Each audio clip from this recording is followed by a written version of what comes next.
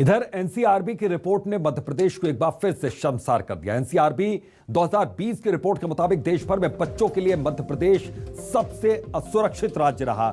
मासूम बच्चियों के साथ दुष्कर्म के मामले में भी एमपी टॉप पर है। इसके अलावा आदिवासी उत्पीड़न के मामलों में भी मध्य प्रदेश ने सभी राज्यों को पछाड़ दिया।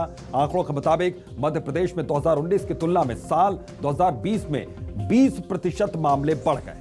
अनुसूचित जनजाति अत्याचार निवारण अधिनियम के मध्य प्रदेश में 2401 मामले दर्ज हैं। इसके साथ ही बच्चों के संग अपराध के मामले में भी मध्य प्रदेश पहले पायदान पर है। देश भर में मध्य प्रदेश बच्चों के लिए सबसे असुरक्षित राज्य बन गया है। बच्चों के साथ दुष्कर्म के मामलों में भी मध्य प्रदेश पहले पायदान पर है। तो एनसीआरबी के आंकड़ों को लेकर कमलनाथ ने सरकार पर जोरदार तरीके से हमला बोला। कांग्रेस ने कहा कि मध्य प्रदेश में पिछले एक साल में 20% आदिवासियों पर अत्याचार बढ़े हैं। बाल अपराध, मासूमों के साथ दुष्कर्म में भी एमपी पहले पायदान पर है। तो एनसीआरबी के आंकड़े बताते हैं कि मध्य प्रदेश बच्चों के लिए असुरक्षित है। एनसीआरबी के आंकड़ों को लेकर पूर्व मुख्यमंत्री और पीसीसी अध्यक्ष कमलनाथ ने सरकार पर निशाना साधा। उन्होंने ट्वीट कर कहा कि एनसीआरबी के वर्ष 2020 के आंकड़ों में मध्य प्रदेश आदिवासियों के उत्पीड़न में शीर्ष पर, पिछले वर्ष के मुकाबले 20% मामले बढ़े, 2401 मामले दर्ज हैं। बाल अपराध, मासूमों के साथ दुष्कर्म में भी प्रदेश शीर्ष पर है, टॉप पर है। आंकड़ों के मुताबिक बच्चों की दृष्टि से प्रदेश असुरक्षित है। यह है शिवराज सरकार के 16 वर्षों के विकास की तस्वीर। जब से प्रदेश में शिवराज सरकार आई है, आदिवासी, दलित, शोषित वर्ग और उत्पीड़न और दमन की घटनाएं उन पर बढ़ी हैं। दुष्कर्म की घटनाएं रोज घटित हो रही हैं। अपराधी तत्वों के हौसले बुलंद हैं। कानून का कोई खौफ नहीं बाकी रह गया है। तो एनसीआरबी की रिपोर्ट बहुत कुछ कहती है। कमलनाथ ने ट्वीट कर सरकार पर सवाल उठाए। उन्होंने ट्वीट कर लिखा कि यह है शिवराज सरकार के 16 वर्षों के विकास की तस्वीर। जब से प्रदेश में शिवराज सरकार आई है, आदिवासी, दलित, शोषित वर्ग पर उत्पीड़न व दमन की घटनाएं बढ़ी हैं। दुष्कर्म की घटनाएं रोज घटित हो रही हैं। अपराधी तत्वों के हौसले बुलंद हैं। कानून का कोई खौफ नहीं बचा है। एनसीआरबी के वर्ष 2020 के आंकड़ों में मध्य प्रदेश आदिवासियों के उत्पीड़न में शीर्ष पर है। पिछले वर्ष के मुकाबले 20% यहां पर मामले बढ़ गए हैं। तो 2401 मामले दर्ज हैं। बाल अपराध, मासूमों के साथ अपराध के मामले में यह शीर्ष पर है। आंकड़ों के मुताबिक बच्चों की दृष्टि से प्रदेश असुरक्षित है।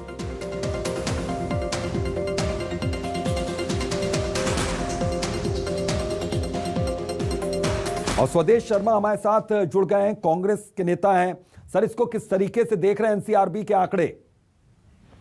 देखिए, एनसीआरबी के अगर आंकड़ों को देखा जाए तो 2018 से पहले वाला पूरा 15 वर्ष का कार्यकाल, महिला उत्पीड़न हो, कुपोषण हो, बलात्कार हो, मध्य प्रदेश पहले नंबर पर रहा है। आज फिर हम देख रहे हैं 2020 में जो एक आंकड़े बढ़े हैं 20%, इनकी हालत ये हो गई है कि 2020 में 2500 के लगभग प्रकरण दर्ज हुए और बच्चों तक पे बच्चों के साथ रेप हो रहा है। सरकार बिल्कुल मस्त है।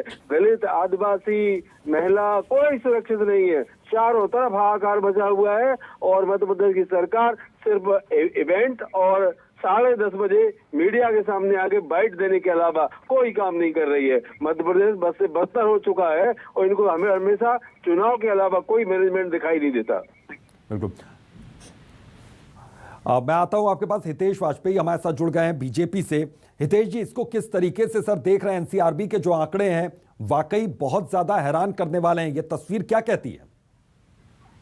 देखिए, ये जो आंकड़े हैं ये रजिस्टर्ड क्राइम के होते हैं जी, और इसमें 2-3 पक्ष हैं। अपराध किसी भी स्टेट को अच्छा नहीं लगता, पहली बात, और कोई भी स्टेट नहीं चाहती कि उसके यहाँ अपराध बढ़े। दूसरी बात जो महत्वपूर्ण है, इसमें बहुत सारे हेड्स हमने भी एनालिसिस किया जब ये रिपोर्ट आई है। हाँ। तो जैसे अपहरण के मामले हैं और बहुत सारे ऐसे मामले क्राइम के अगेंस्ट वुमेन भी है। इसमें 2019 के बतौर हम देखेंगे तो मामलों में बहुत कमी भी आई है। जो उस समय रजिस्टर्ड केसेस थे और इस बार जो रजिस्टर्ड केसेस हैं उसमें अंतर है। तो क्या हम इसको ऐसा कहें कि कमलनाथ के समय में केसेस ज्यादा होते थे, हमारे समय में कम हो गए हैं? तो हम यदि राजनीतिक रूप से कहना चाहें तो इसको कह सकते हैं। वहीं पर हम देखें तो 5 हेड्स में मध्य प्रदेश के मामले हैं, लेकिन बाकी जो 15 हेड्स हैं उन सब में राजस्थान, छत्तीसगढ़, आंध्र प्रदेश, ये इनके रेट ऑफ क्राइम जो पर लाख पॉपुलेशन पर हैं वो बहुत ज्यादा है। तो क्या हम इसको माने? केरल में भी आप देखेंगे पर लाख पॉपुलेशन पर जो रेट है वो बहुत ज्यादा है। तो हम इसको ऐसा माने कि कांग्रेस की सरकारों में ये जो अपराध हैं अपहरण के और बाकी ये बहुत ज्यादा है, क्योंकि कांग्रेस ये चाहती कि अपराध हो। तो पॉलिटिसाइजेशन अपराधों का नहीं होना चाहिए। हमें ये देखना है, हम हमारे यहाँ number of chargesheet against registered cases, हमारा सक्सेस रेट बहुत ज्यादा है। मतलब जो हमारे यहाँ 100 केस यदि रजिस्टर हो रहे हैं तो लगभग 88 केसेस प्लस में चार्जशीट सबमिट की गई है। कन्विक्शन रेट हमारे का देश भर में बहुत बेहतर है।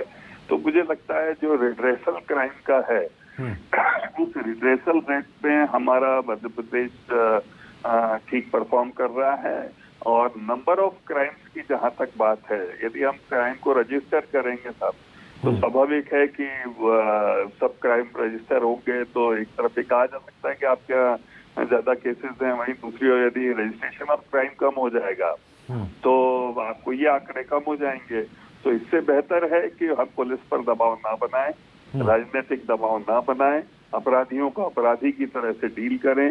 पुलिस कोई भी अपराध होता है उसको पंजीकृत करें, चार्जशीट सबमिट करें और कन्विक्शन की तरफ हम बढ़ें। मुझे लगता है ये जो अप्रोच टूवर्ड्स क्राइम और क्रिमिनल है उसमें मध्य प्रदेश पुलिस का परफॉर्मेंस संतोषजनक है। अपराधों की संख्या की जिसकी चिंता आपको भी है, हमें भी है, उसमें जरूर कमी लाने के लिए उसमें कमी लाने की जरूर कोशिश यहाँ पर सरकार की ओर से। बहुत बहुत शुक्रिया आप दोनों मेहमानों का शामिल होने के लिए इस चर्चा में। दरअसल एनसीआरबी की रिपोर्ट बहुत ज्यादा चौंकाने वाली है।